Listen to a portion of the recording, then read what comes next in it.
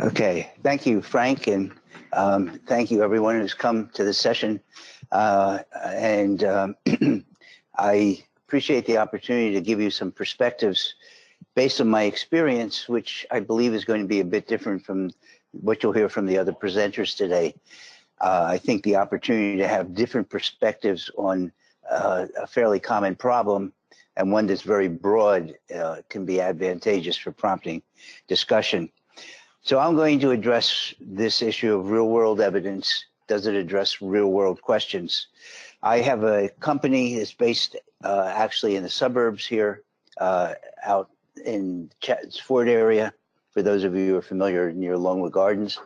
And we work internationally. We work with pharma companies, we work with government agencies, we work with investment banks, we work with insurers, we work with patients and physicians. And what we do is basically disease modeling. And I'll give you a little bit of an insight to that. Most of this is to talk about issues, not talk about the company. So I hope it'll prompt some discussion. I just came in from Europe and I had to put together this disclosure slide for the Norwegian government. So I'm subjecting it to you. They wanted to have all my disclosures. The ones in asterisks are the ones that are current. And the important issue, just to take away, is I have experience both in academia and industry, and I go back and forth between them probably too often. And I also have some work I've done for the government as well. But over the years, regardless of where I've been involved or situated, my focus has been on disease modeling. And this gives you an idea. When people always ask, which disease do you model? We've modeled about 25 different diseases. And it's everything from cancer to kidney transplantation to COPD to tobacco, hypertension, MS, frailty. Because what we're looking at is the fundamental similarities of disease and disease processes. And I'll show you what I mean by that. The issue that we're interested in addressing today is, do the technologies that are available and the data that's available actually yield solutions?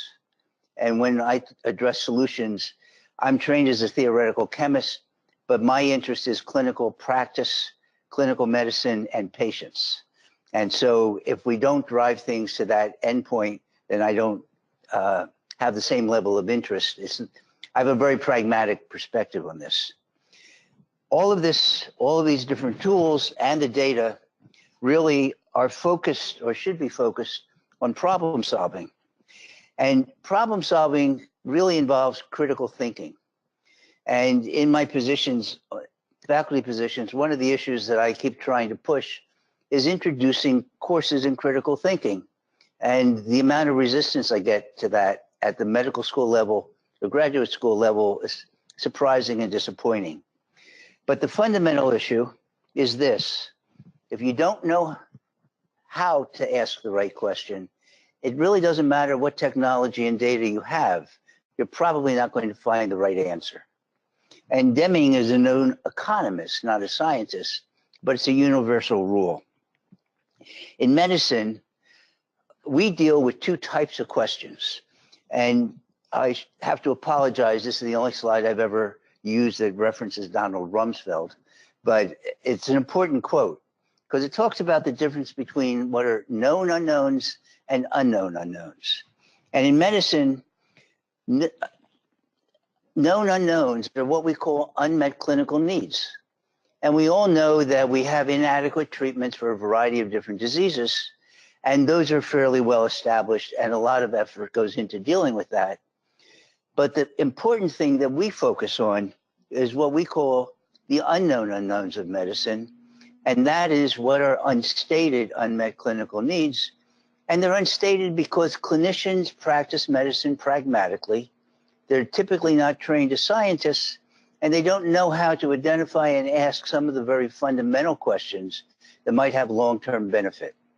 And so we work very closely with clinicians, not to challenge what they do, but to understand what they do and where there's gaps in that knowledge and how to try to address that.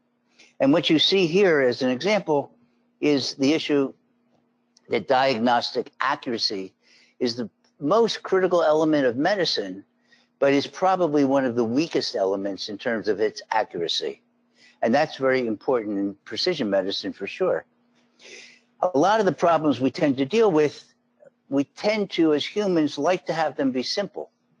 And so what you see here is a glucose reaction with hexokinase to create glucose 6-phosphate. That's simple. But that simple reaction, when we talk about it being complicated, we look at it in terms of the biological pathway it's inserted in. But the reality is it's much more complex than that, because that pathway doesn't operate in and of itself. It operates in a very large network of what we call intermediary metabolism. And if we really want to understand behaviors, we need to acknowledge the complexity, even when we try to reduce it to work with tools that we have or data that may be available. And I'll show you a bit of what we're addressing there. The other thing that I find interesting, being trained as a basic scientist, is NIH defines precision medicine in a fairly general way. It's genes, environment, and lifestyle. Typically, when we talk about precision medicine operationally, most people tend to leave out environment and lifestyle and focus on the genes. But as a scientist, one of the very first things I was ever taught was the difference between precision and accuracy. And that's a very critical difference, because we can have a very precise set of diagnoses or diagnostic criteria, but they may not be accurate in terms of defining the disease. And as I always tell my clinician colleagues, I prefer an accurate diagnosis to a precise diagnosis, because I really want to know what's the problem, not how good can you reproduce what you're doing, which may not be perfectly accurate. Now, the technologies that we have access to, and we'll hear about one of them later on, are really driving this curve to generate data. Data in this curve, when it's cleaned up and we remove redundancies and so on, we call that information. But the problem that we have is very little of that translates into knowledge, and even less into medical utility. And that gap grows because, as I tell people, commercial value of developing technology drives this part of the curve. And this part of the curve, I relate, for those of you who remember, to the group blood, sweat, and tears is necessary to drive medical utility. And one of the points that I make, because we talk about data, is really relevant data. So we did an analysis with a group, Accelera, from Hyderabad, where they identified that there were over 250,000 publications on cancer biomarkers. But of those, there were really only 38,000 unique biomarkers identified for cancer. And of those, only 100 are actually FDA approved to be used as diagnostics, and less than 10 of them are being actually used in the clinic on a regular basis. So you see this difference between data and clinical utility can be very significant and also very costly.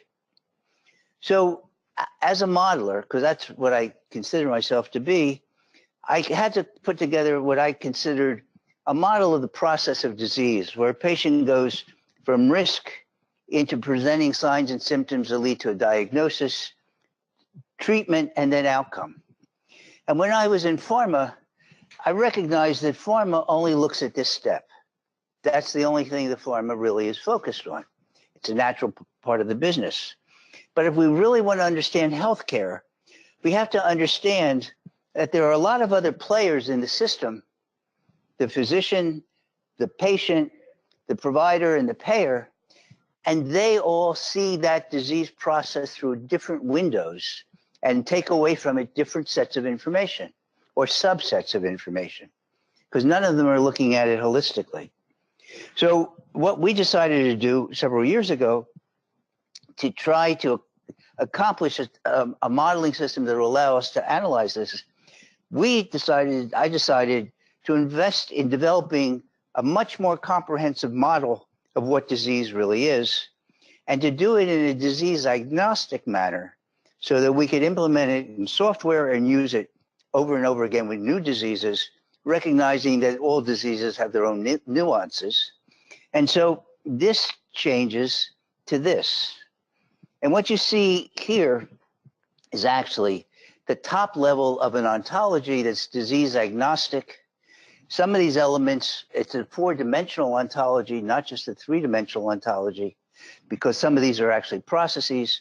And these go much more deeply in the ontology, of course, that's implemented, that we apply when we look at a new disease. And you might say, well, from one disease to the next, these aren't the same. They are the same. The only difference is how they're weighted. And so there's a weighting factor for each of these that will vary from disease to disease, but all of these are operational in all diseases. And to give you an idea of what we do with something like that, if we look at adherence, and the estimate for adherence is that failure to take prescribed medication in the US alone probably costs about $150 billion a year. And so we're not talking about a small problem. But to look at adherence, we sat down with a psychologist and said, what are all the aspects that a patient considers to understand risk and develop a profile of understanding to drive their adherence? I've listed some of them here. And again, these get weighted differently. A patient with psoriasis doesn't have the same concerns as a patient with cancer. But what it allowed us to do was actually develop models to show what would happen through the entire system, not just for the patient, provider now and payer and so on, when they changed the mammogram guidelines from age 50 to age 40. It also allowed us to show, and that allowed us to go all the way down even to the biopsy level and molecular testing. It also allowed us to show how the Angelina Jolie effect had an impact. When Angelina Jolie wrote a commentary in the New York Times that she was having a double radical mastectomy because of a breast cancer gene, the number of tests doubled within 3 months. It never had happened before. But that's the kind of factors that go in part to the sociology that is critical to understand and could be very critical, but sometimes difficult to start to incorporate in things that we're trying to model when we're looking at some of the AI type of approaches. Dependency, though, that we do have on a lot of these is what is the data that's available in the real world? There's 2 types of data that tend to be focused on: claims data and electronic health records. Claims data, I will tell you, is really, from anyone's perspective, extremely unreliable to use for any kind of modeling other than modeling of business processes. And the reason for that, if any of you, probably most of you have not done this, when you leave your physician's office and you go to check out and turn in the sheet to the receptionist, who's now going to charge you a copay and send that off for claims, very few have ever read that. If you ever looked at that paper, you would probably note, and I'll get to this again later, that that paper doesn't sound like it described you when you came in to complain to the physician. It's what the physician had to code to get reimbursement for the procedures they wanted to have done. And so it's a business process document in claims data, not a research level document. The problem when you look at the research elements that you think might be present in the EHR, even when they're quantitative numbers, and here I use the example of blood pressure and hypertension. If you're building a cohort of patients who have hypertension, you look for either a diagnostic code or for blood pressure over a certain threshold. Well, there's a problem. There's 2 problems. One is hypertension can come from a whole variety of diseases, not just one. But the other is there's 20 different ways to measure blood pressure, and the variance is at least 15 points in that measurement. And that may be the difference between someone being hypertensive and not hypertensive as a diagnostic. This is never recorded in the EHR.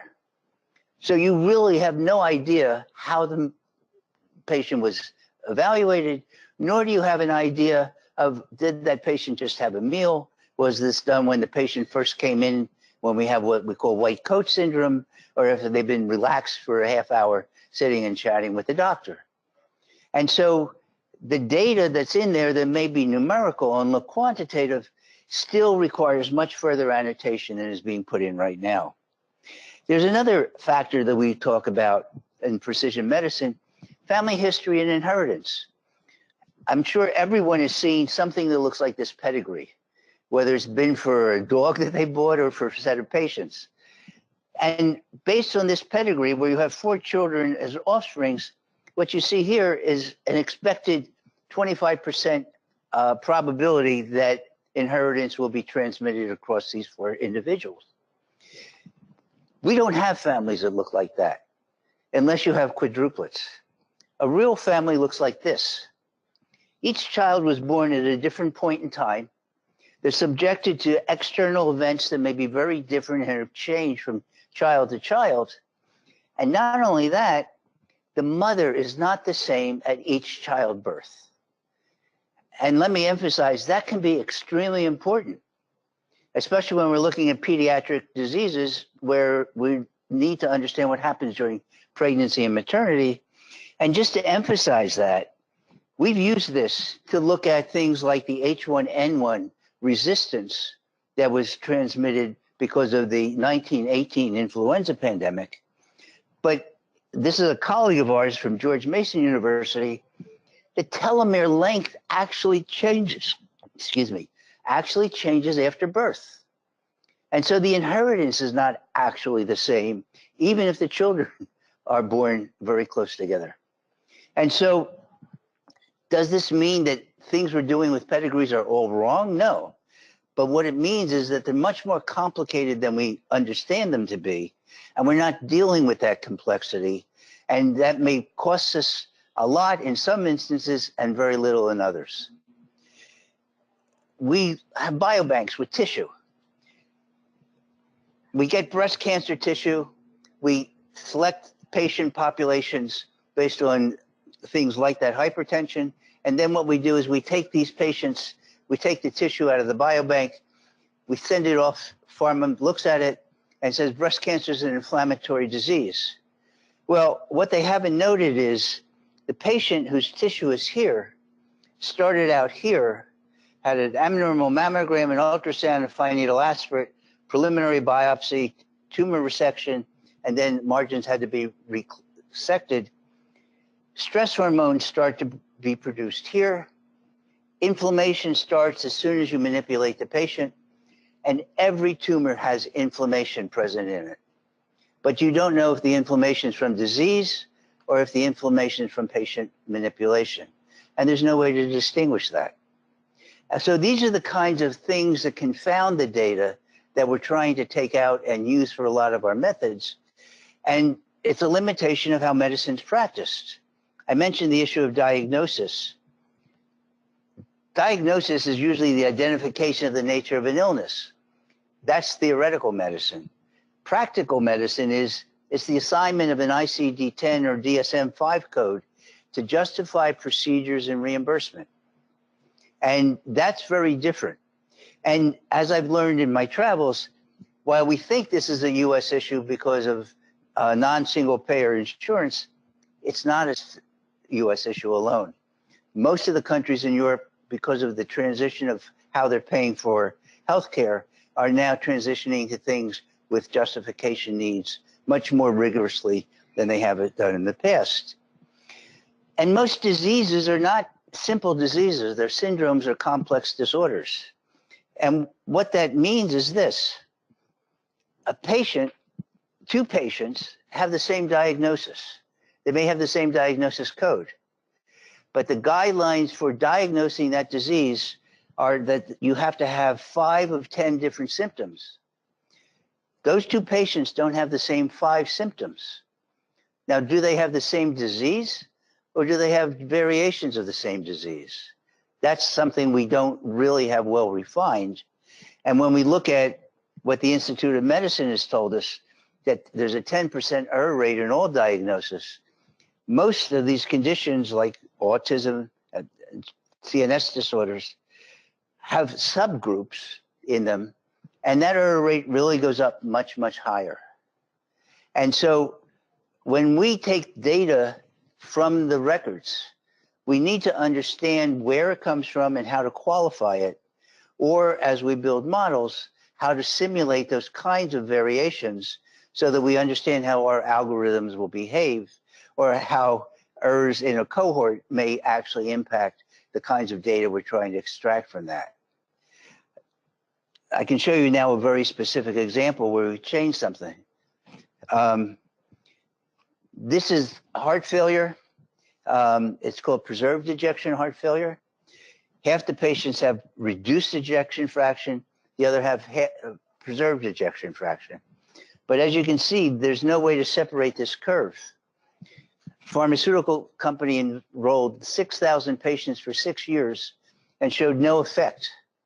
So what we did is we took the way physicians actually model patients. In other words, how do they manage patients when they come in the door? And what they do is they order discrete panels. You've had a panel to go get blood drawn for a blood test or a liver function test, so you know what I mean. When the physician gets the data back, what they see is whether some of these are outliers from a normal distribution. They're very good when you have a single outlier. They have some experience with 2 outliers, but as soon as you get to 3 outliers, that's not what their actual training allows them to see.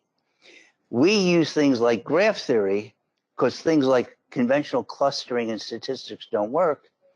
And what we found is that there's 5 different groups of patients in the group that they thought were homogeneous. And the reason this is important is these 5 groups have different parameters and numbers of parameters that define them. But more importantly, this shows how they behaved over time. They have different diseases. And yet, with the drug, they were treated as if they had one disease, when the cardiologist who sees this tells you that they would never treat these patients the same way. And this has now been incorporated to completely change how diagnostic guidelines are being used in heart failure. But it comes from taking the data apart. And taking the data apart is really critical before you can try to assemble things like we're going to talk about with machine learning and deep learning, because as we all know, there's the statement that garbage in and garbage out is very reflective, and in healthcare, it's also very deadly. So I guess I can stop if you like. Okay. Okay? Thank you very much. Yeah.